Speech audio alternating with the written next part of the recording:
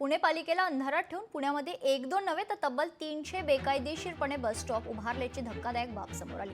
पीएमपीएलच्या अधिकाऱ्यांशी संगनमत करून संबंधित ठेकेदाराने हे बस स्टॉप पुण्यातील मोक्याच्या ठिकाणी उभारलेत। या बस स्टॉपवर प्रवासी थांबत नाही, तसेच पीएमपीएलच्या बसेसही थांबा घेत नाही।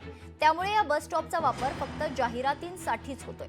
ठेकेदारांना पालिकेचे पथ विभाग, आकाश चिन्ह विभागांची परवानगी न घेता बेकायदेशीर हे स्टीलचे बस स्टॉप उभारलेत। त्यामुळे पालिकेला जवळपास 30 ते 40 कोटींचा चुना लागलाय। मनसेचे हेमंत संभूज यांनी हा सगळा प्रकार उघडकीस आणलाय।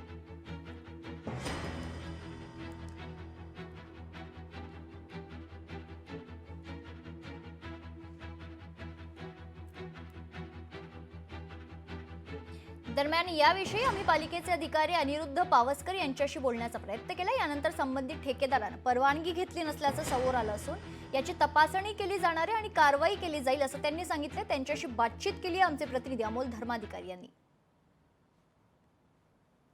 आपल्या सोबत पथ विभागाचे अनिरुद्ध पावसकर सर आहेत। सर, हे बस स्टॉप पुणे शहरामध्ये जवळपास 300 ठिकाणी उभारण्यात आहे।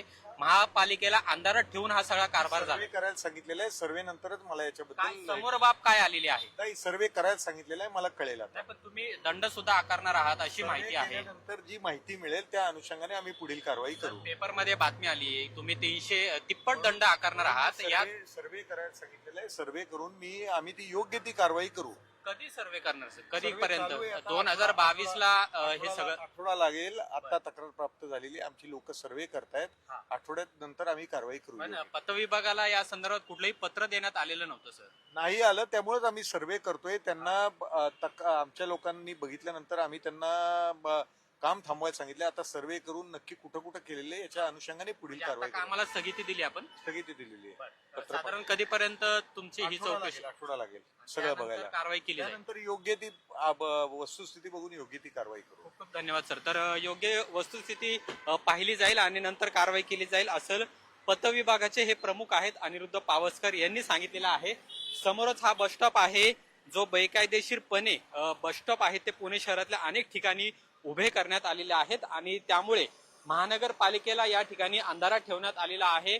पथ विभाग, आकाश चिन्ह विभाग आहे तसेच इतर जे विभाग आहेत यांना अंधारात ठेवून अशा पद्धतीचे बेकायदेशीर बस स्टॉप आहेत ते पुणे शहरामध्ये उभारण्यात आलेले आहेत आणि त्यातून कोट्यावधी रुपये सुद्धा आता कमावले जात आहेत। अमोल धर्माधिकारी, लोकशाही मराठी, पुणे। पुणे शहरामध्ये गरज नसतानाही बेकायदेशीरपणे बस स्टॉप उभारण्यात आलेले आहेत। आता आपण हा बस स्टॉप पाहतोय आणि हा बस स्टॉप असताना सुद्धा इथं ज्या बसेस आहेत त्या मात्र थांबत नाहीयेत। मनसेचे हेमंत संभूज यांनी याबाबत आवाज उठवलेला आहे। प्रकार नेमका काय आहे? तुम्ही म्हणताय की हे बस स्टॉप बेकायदेशीरपणे आहेत, याचा वापरच केला जात नाहीये।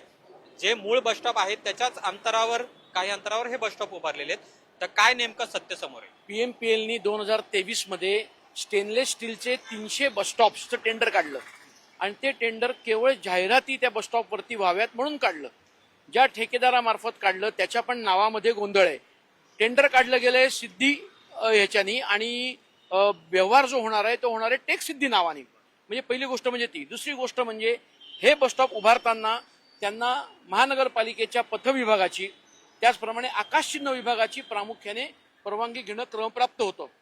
कुठलीही परवानगी न घेता पीएमपीएलने ठेकेदारामार्फत मनमानी पद्धतीने अशा प्रकारचे 300 बस स्टॉप उभारले की जिथे आजही बस थांबत नाही। ह्या सगळ्या ह्याच्यामध्ये इतका मोठा भ्रष्टाचार हा पीएमपीएलने आणि ठेकेदारांनी केलेला आहे आणि त्याच्यामुळे महानगरपालिकेचं कमीत कमी 25 ते 30 कोटीचं नुकसान झालेलं आहे। कमीत कमी म्हणजे हा आकडा मी आता रँडमली बोलतोय।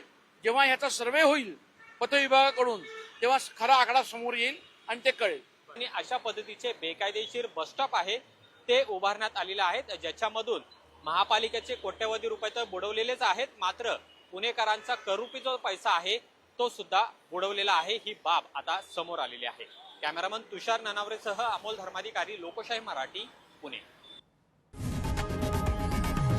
लोकशाही मराठी ऐका, पहा, जागरूक रहा।